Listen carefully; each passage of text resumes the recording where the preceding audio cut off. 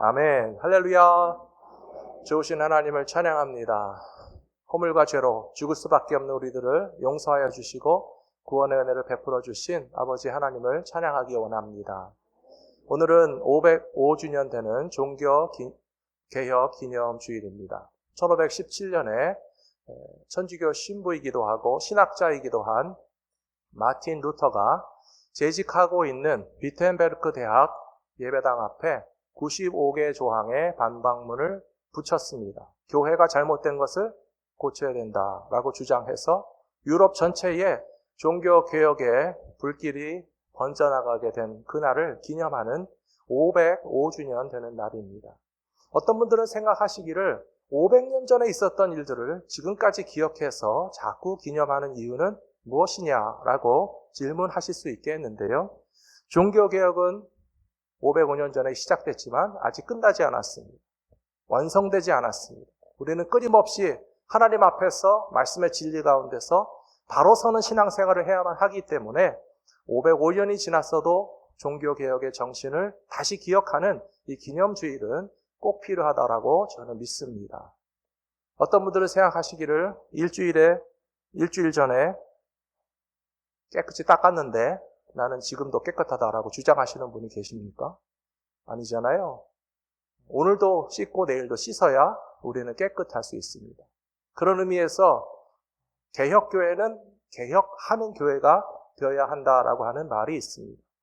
Reformed Church is a reforming church. 계속적으로 변화되고 새로워지고 말씀의 진리 가운데서 바로 서기 위해서 몸부림치지 않으면 500년 전에 개혁을 시작했다고 해서 완성된 것이 아니고 한 달 전에 목욕했다고 해서 지금도 깨끗하다고 큰 소리 칠 수 있는 사람은 아무도 없습니다. 하나님의 말씀의 진리 안에 항상 바로 서기를 힘쓰시고 다짐하시는 저와 여러분들이 되시기를 부탁합니다. 오늘 읽으신 말씀은 요시야 왕이 주전 600년경에 600년에서 640년 정도 시기였는데요. 종교개혁을 했고 성전의 개혁을 했던 이야기를 돌아보면서 오늘 우리들은 어떻게 하나님의 말씀 가운데 바로 서는 신앙을 가지고 살아갈 수 있을까 하는 것을 배우는 기회가 되었으면 좋겠습니다. 오늘 열왕기하 22장의 말씀을 보시면 1절에서 요시야는 8살 때 왕이 됐다라고 되어 있습니다. 8살에 왕이 된 것은 참 놀라운 것입니다. 아버지가 일찍 돌아가셔서 철 모르는 나이에 얼떨결에 왕권을 가지게 되었습니다. 하지만 분별력이나 판단력을 가지기에는 너무 어린 나이였습니다. 얼마나 주변 사람들이 생각하기에도 나라가 위태롭다라고 생각했을 것입니다. 참 다행한 것은 어린 요시야였지만 하나님께서 그 안에 믿음의 씨앗을 심어주셨고 조상들로부터 내려오는 신앙의 유산을 잘 간직하고 있다가 때가 되었을 때 그 믿음의 바른 모습을 드러내는 것이 종교개혁으로 일어나게 된 것을 볼 수가 있습니다. 요시야 왕 재위가 18해가 되었을 때 왕의 명령으로 성전을 보수하라라고 하는 명령을 하게 됩니다. 예루살렘에 가보신 분들이 계신다면 성전 옆에 왕궁이 있고 왕궁 옆에 성전이 있는 것을 아실 겁니다. 솔로몬이 성전을 지을 때 먼저 예루살렘에다가 좋은 자리에 성전을 지었고요. 성전을 완성하고 난 다음에 바로 옆에 붙여서 왕궁을 지었습니다. 그러니까 왕궁에서 문을 열고 나서면 성전에 들어갈 수 있고 성전에 들어가서 예배를 드리고 마치면 건너가면 바로 왕궁이 되는 그런 구조로 되어 있었습니다. 참 이해되지 않는 것이 왕궁은 멀쩡히 사용되고 있었는데 성전은 전혀 그렇지 못한 상태에서 요시야는 왕이 되었다라고 하는 사실입니다. 더 기가 막힐 노릇은 열왕기하 23장의 말씀을 계속 보시면 성전이 예배 드리는 일로 사용하지 않았을 뿐만 아니라 더 말도 안 되는 일들이 벌어지고 있었습니다. 그것은 뭐냐 하면 바알과 아세라 우상 숭배에 쓰이는 그릇들을 갖다 놓고 성전 안에서 우상 숭배하는 일들이 자행되고 있었다는 것입니다. 성경이 있으신 분들은 열왕기하 23장의 말씀 보십시오. 성전에 남창의 집이 있었다고 했습니다. 성전에 아세라 우상을 위해서 봉사하는 여자들이 휘장을 짜는 그런 제작 공간으로 사용하고 있었다라고 기록되고 있습니다. 이것이 요시야 왕 통치 시대의 예루살렘 성전의 형편이었던 것입니다. 말로 할 수 없을 정도로 성전의 기능은 변질되었고 상실되어서 과연 하나님께 예배드리는 건물로서 쓰일 수 있을까라고 하는 시대에 하나님은 요시야 왕에게 바른 신앙으로 회복하고자 하는 강렬한 열망을 주시고 용기를 주시고 믿음을 주셔서 부패할 대로 부패했던 당시에 이스라엘 백성들의 영적 질서가 다시 회복될 수 있도록 하셨다는 사실을 기억하면서 오늘 이 시대에 우리에게 주시는 그런 귀한 말씀으로 깨달아야 할 것이라고 저는 믿습니다. 첫 번째로 변질되고 잘못된 것이 정화되고 회복되려면 정직한 마음을 품어야 한다는 것을 우리에게 가르쳐 주시고 있습니다. 오늘 읽어드린 본문 말씀 22장 2절에 보시면 요시야가 여호와 보시기에 정직히 행하여 그의 조상 다윗의 모든 길로 행하고 좌우로 치우치지 아니하였더라 라고 기록하고 있습니다. 요시야라고 하는 젊은 왕을 한마디로 평가하자면 하나님 보시기에 정직하게 행하는 사람이었다는 것입니다. 변질된 것을 정화하려면 정직한 사람들이 일어나야만 합니다. 예루살렘 성전의 모습이 방금 말씀드린 것처럼 처참할 정도로 본래의 목적을 잃어버렸습니다. 우상 숭배를 앞장서는 제사장들은 활개치고 다닙니다. 그리고 남창, 여창 할 것 없이 우상 숭배를 추구하는 성적인 타락이 성전 안에서 자행되고 있었습니다. 이 모든 일들이 은밀하게 아무도 모르게 진행되는 것이 아니었습니다. 누구나 다 알게 버젓이 행해집니다. 성전에서 성적인 행위들이 이루어지는 거 다 알고 있었습니다.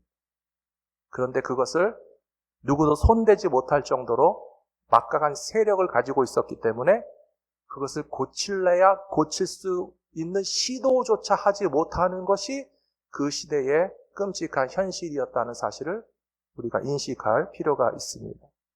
500년 전 종교개혁이 필요했던 시대도 마찬가지입니다. 몰라서 못한 것이 아닌데 알아도 하지 못할 만큼 악의 권세가 막강했습니다. 교황청이 면죄부를 팔면서 잘못된 신학으로 백성들의 마음을 호도하는 것을 마틴 루터만 깨닫는 것이 아닙니다. 독일과 영국과 프랑스와 화란과 스위스의 종교개혁자들이 다 볼 때에도 그 당시에 교회의 가르침은 잘못됐고 인간적인 권력을 장악하기 위해서 면죄부 장사를 해서 돈을 긁어 모으고 있다는 사실이 잘못됐다는 것을 다 알면서도 그 권력이 너무 무섭고 강력하기 때문에 잘못됐다고 지적하거나 고치자고 나서지 못하는 상황이 500년 전 종교개혁이 필요했던 시대였는데 우리가 오늘날 존경하고 감사해야 될 것이 있다면 마틴 루터와 같은 사람은 목숨을 내놓고 나온 것입니다. 하나님의 진리의 말씀대로 병들고 오염되며 죄로 가득한 교회가 진리 가운데 바로 세워지기 위한 일을 위해서 자신의 생명을 내놓고 앞장섰던 종교개혁자들이 있을 뿐만 아니라 그런 하나님의 말씀을 바르게 가르치는 지도자들을 지지하고 함께하는 성도들이 있었기 때문에 500년 전에 종교개혁이 가능했던 것처럼 오늘 요시야에게 뭐라고 하나님께서 말씀하고 계십니까? 하나님 보시기에 정직한 사람이에요. 다윗 왕을 따라서 좌로나 우로나 치우치지 아니하였다. 하나님의 말씀대로 산다는 것은 때로는 당연한 것 같아 보이는데요. 때로는 굉장히 힘들 수 있습니다. 우리들도 진실한 사람들 사이에 있을 때는 진리를 말하는 것이 하나도 힘들지 않습니다. 솔직한 사람들과 함께 있을 때는 솔직한 것이 굉장히 안전합니다. 그런데요, 모든 사람들이 거짓을 말할 때 그 가운데서 혼자 진실을 말하기 위해서는 대단한 용기가 필요합니다. 모든 사람들이 다 가짜라고 생각하는데 나는 진짜인 것을 밝히기 위해서는 때때로 얼마나 심한 심리적인 압박감을 느끼면서 진실함을 지킨다는 것이 쉬운 일이 아니지만 오늘 요시야 왕에게 대해서 한 줄의 말씀이 탁 나온 것을 보십시오. 그는 하나님 보시기에 정직한 사람이에요. 모든 사람들이 성전에서 거항되는 우상숭배와 타락과 모든 죄악들에 대해서 침묵하고 못 본 척하고 우리가 저것을 뜯어 고칠 수가 없다라고 생각하는 시대에 요시야 왕은 아니다. 고쳐야 된다. 라고 하는 하나님의 말씀을 가지고 담대하게 26살 된 왕이 나섰던 것처럼 우리들도 하나님의 진리의 말씀을 가지고 나아간다면 하나님께서 반드시 승리할 수 있도록 인도해 주실 것이라고 저는 믿습니다. 사랑하는 성도 여러분, 하나님은 거짓된 것을 가장 싫어하시고 용납하지 않으십니다. 성경 말씀 가운데 하나님은 만홀히 여김을 받지 않으신다라는 말씀을 기억하실 것입니다. 무슨 뜻인지 아십니까? 하나님을 속이려고 생각하지 말라는 뜻입니다. 아담과 하와가 에덴 동산에서 선악과를 먹고 어떻게 했죠? 동산 그늘에 숨었습니다. 안 먹은 척 했습니다. 하나님이 모르시겠습니까? 아무 소용없습니다. 하나님은 만홀히 여김을 받으시는 하나님이 아니시고 하나님 앞에 거짓말하는 것은 다 드러날 수밖에 없기 때문에 하나님은 거짓된 자를 용납하지 않으시지만 정직히 행하는 사람들을 기뻐하고 사랑하시고 보호하여 주신다는 사실도 믿으시기 바랍니다. 잠언 21장에 이런 말씀이 나와 있습니다. 사람의 행위가 자기 보기에는 모두 정직하여도 여호와는 마음을 감찰하시느니라. 공의와 정의를 행하는 것은 제사 드리는 것보다 여호와께서 기쁘게 여기시느니라 하신 말씀 기억해 주시기 바랍니다. 두 번째로 성전의 회복을 추구하는 신앙은 하나님의 영광과 통치하심을 경험하는 출발점이 됩니다. 오늘 말씀 3절에 보시면 요시야 왕이 18째 해던 해에 왕이 무슬람의 손자 아살레의 아들 서기관 사반을 여호와의 성전에 보내며 대제사장 힐기야에게 올라가서 백성이 여호와의 성전에 드린 은, 곧 문 지킨 자가 수납한 은을 계산하여 여호와의 성전을 맡은 감독자의 손에 넘겨 그들이 여호와의 성전에 있는 작업자에게 주어 성전에 부서진 것을 수리하게 하라 하는 말씀이 나와 있습니다. 우리는 이 말씀을 읽으면서 조금 이해가 안 되는 부분이 있습니다. 분명히 성전의 문지기들이 성전에 출입하는 사람들에게 통행세를 다 받았습니다. 성전에 들어갈 때마다 이스라엘 백성들은 은전을 바쳐서 성전의 유지, 보수, 관리를 위해서 제사장들이 사용하시도록 바친 은 동전이 쌓여 있었다는 겁니다. 그런데 대제사장이라는 사람은 왜 그거를 가지고도 성전이 무너지고 벽돌이 깨지고 혹은 먼지가 쌓이고 제대로 예배가 시행되지 않는 것을 바로잡지 못하고 있었을까요? 힐기야를 위하여 조금 변명을 해드리자면 반대하는 세력이 있었을 것입니다. 대제사장이 예배를 회복하는 일을 하고 싶지 않았겠습니까? 그런데 그거 말고 워낙 성전에서 우상 숭배자들이 활개를 치고 딴짓을 하는 사람들이 득세를 하다 보니까 힐기야는 그 사람들을 눈치 보고 경계하면서 성전의 유지 보수의 일을 나서지 못하고 있었던 것입니다. 그나마 요시야 왕이 왕권으로서 명령해서 성전에서 사용하라고 거둔 은동전을 가지고 대제사장 보고 성전을 다시 예배당답게 쓰게 하도록 하라라고 명령을 한 덕분에 이제 예배당이 예배의 장소로 회복되기 시작했다는 것이 오늘 말씀에 나와 있는 것입니다. 우리는 대제사장의 무사 안일주의나 책임 방기를 비난하기 전에 우리들 마음의 성전은 하나님께 예배하는데 바로 쓰여지고 있는지를 스스로 돌아볼 수 있게 되기를 소원합니다. 사랑하는 성도 여러분, 대제사장이 은전을 받아놓고도 성전을 회복하지 않은 것도 부끄러운 일이지만 오늘 우리들의 마음의 성전이 제자리를 찾지 못하고 있다면 하나님을 예배하는 자리로 내 마음을 온전히 들이실 수 있는 저와 여러분 모두가 되시기를 부탁합니다. 요시야 왕의 아버지는 므낫세의 아들이었습니다. 아몬이라고 하는 왕이었습니다. 22살 때 왕이 됐는데요. 왕이 된 지 2년 만에 신하들에 의해서 암살당해서 죽었습니다. 아버지가 24살 때 죽는 바람에 8살짜리가 갑자기 왕이 될 수밖에 없었던 것입니다. 그러면 그 시대의 정치적이고 역사적인 상황이 얼마나 암울했겠습니까? 원인은 요시야 왕의 아버지가 아닌 할아버지에게서 찾을 수 있습니다. 할아버지는 므낫세라고 하는 왕이었는데 놀랍게도 남유다 역사 가운데서 55년 동안이나 통치했던 왕이었습니다. 하지만 55년 동안의 므낫세의 통치는 영적으로 최악의 상태였습니다. 므낫세의 아버지는 히스기야 왔습니다. 히스기야 왕에 대해서 들어보셨죠?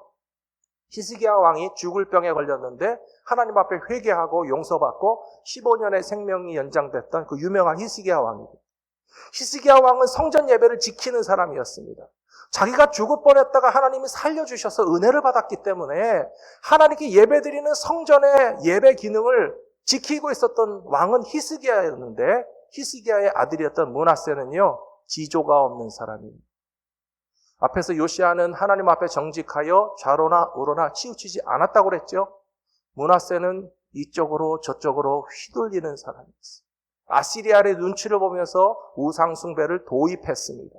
히스기야가 없앴던 우상의 산당들을 므낫세는 도로 이스라엘 땅에 갖다가 집어넣습니다. 아시리아의 눈치를 보면서 얼마나 바알과 아세라뿐만 아니라 몰렉 제사까지 섬겼는지 중동의 종교 가운데서 몰렉 종교는 인신 공양을 드리는 종교입니다. 그래서 므낫세도 자기 아들 하나 잡아서 바쳤습니다. 희생의 제물로 사람의 생명을 바칠 만큼 므낫세는 열심히 우상 숭배에 앞장섰었는데 그렇게 아시리아의 눈치를 보던 므낫세가 말년에는 아시리아에 끌려가서 죽을 뻔했습니다. 실망했겠죠? 협력하면 잘 봐줄 줄 알았는데 날 잡아다가 죽이려고 하니까 므낫세의 마음은 애굽 쪽으로 기울었습니다. 큰 나라인 애굽의 눈치를 보고 거기에 좀 도움을 부탁하면 내 왕권이 좀 괜찮겠나 싶어서 요시야의 아버지 이름이 아몬인데요. 아몬이라고 하는 이름은 애굽식의 이름이에요. 한때는 아시리아 눈치를 보고 우상을 섬기다가 한때는 애굽의 눈치를 보면서 아들의 이름을 아몬이라고 짓기도 했지만 다 소용없다는 것입니다. 남유다의 역사가 끝나게 된 원인을 성경은 그렇게 이야기합니다.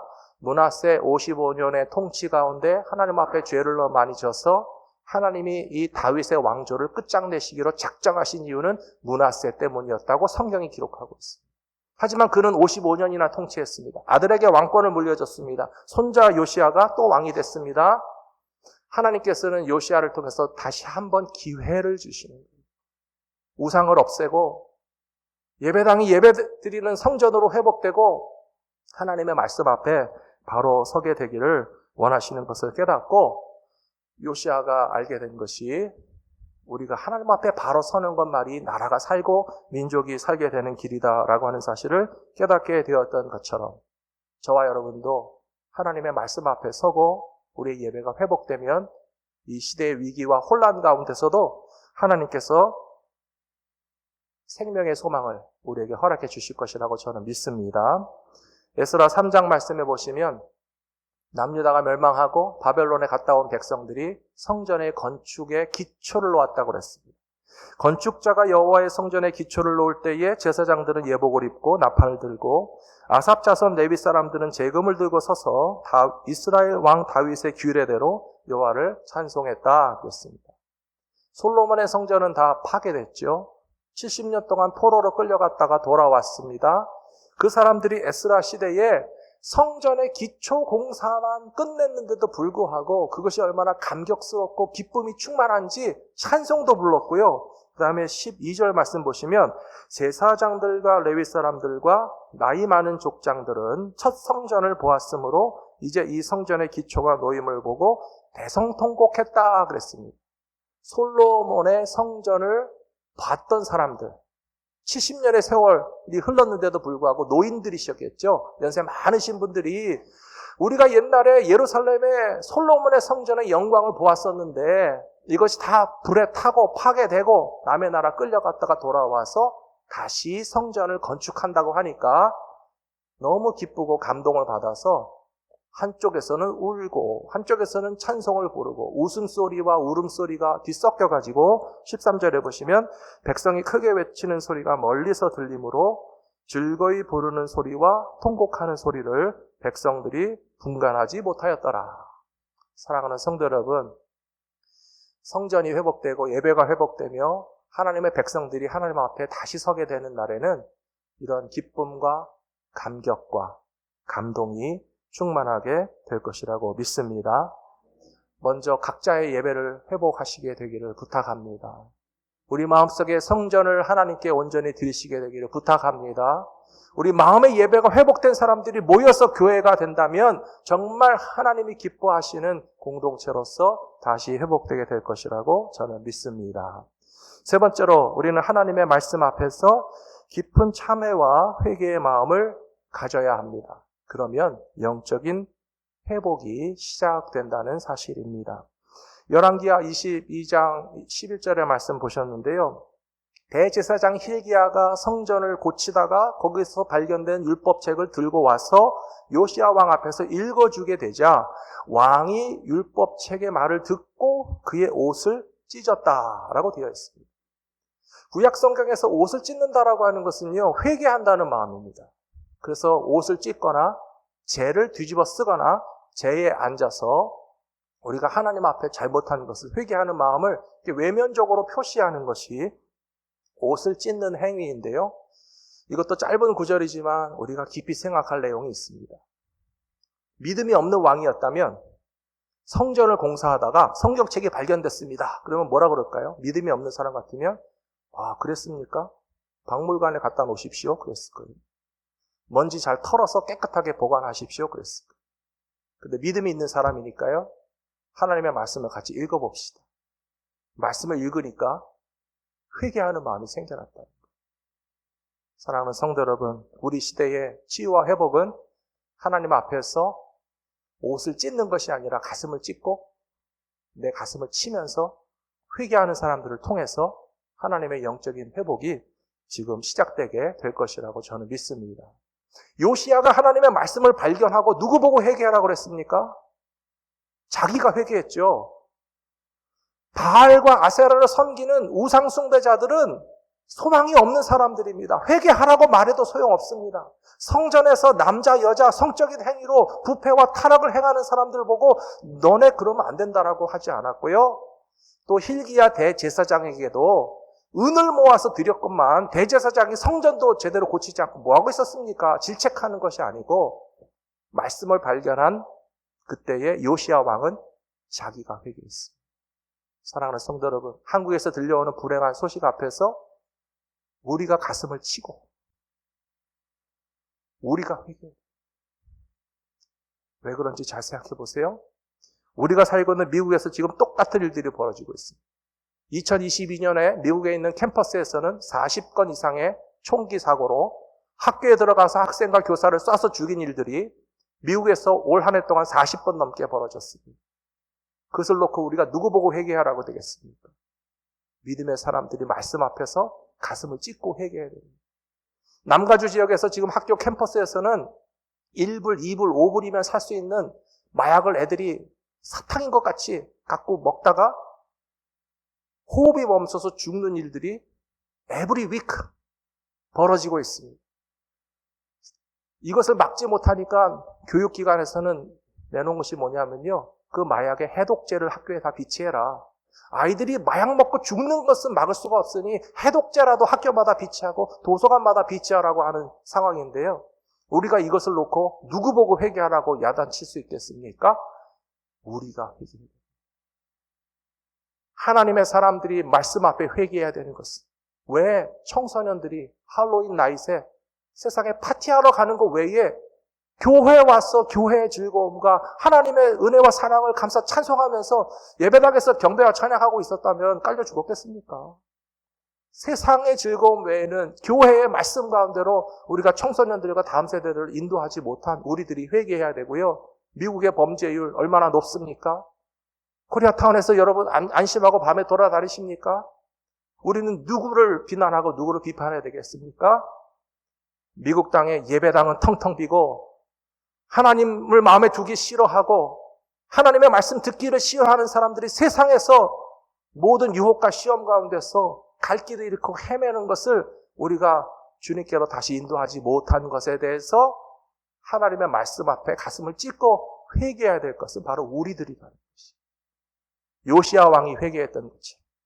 사랑하는 성도 여러분, 바로 이것이 이 시대의 가장 어두운 암흑에서부터 하나님께서 생명과 진리의 빛으로 다시 회복시켜 주시는 방법이 될 것이라고 저는 믿습니다.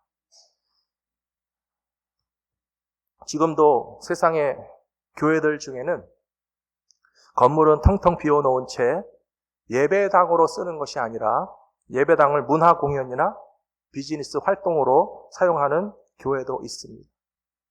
요시야 시대의 성전의 모습과 똑같습니다.